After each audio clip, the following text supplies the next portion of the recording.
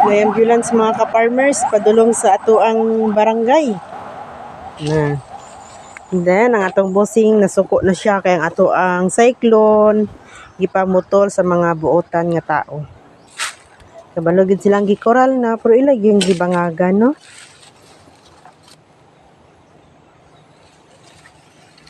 Nakagwantis de ko mga ka-farmers kay manguha mig tahi.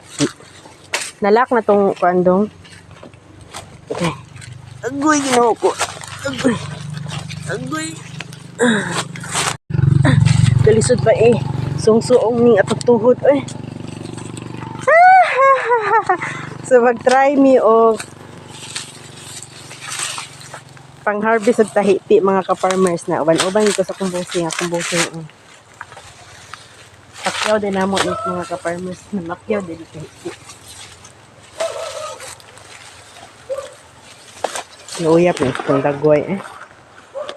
Tabon-tabon po ko sa kong naong mga ka-farmers kay katol ba kay ni.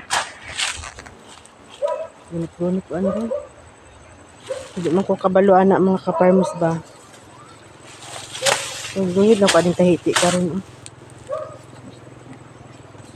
May problema ba?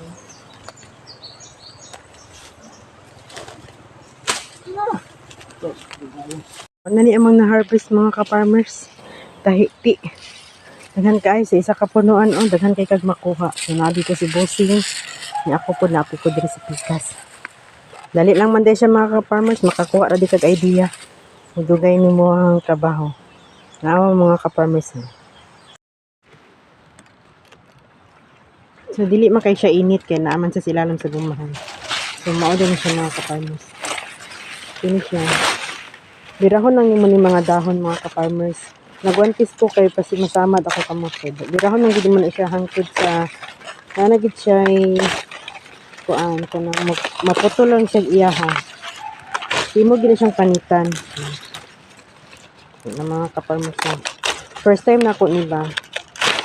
As in nami tay-tayan sa una. Papakyaw na mo to. Nagpa-versize dito. Mao na ni siya mga ka-farmers. Naputol siya iyaha humok. Ano siya. Nami tahiti sa una, gipapakyaw na mo to nakapahalin ko ato 120,000. Then amo na pud siyang gipamutol kay nagtanong ni saging. Karon namakyaw mi. Pakyaw na mo ning tahiti. Anak na siya mga ka-farmers. Kaya wala man naman may trabaho ito sa gingan. Mga ano sa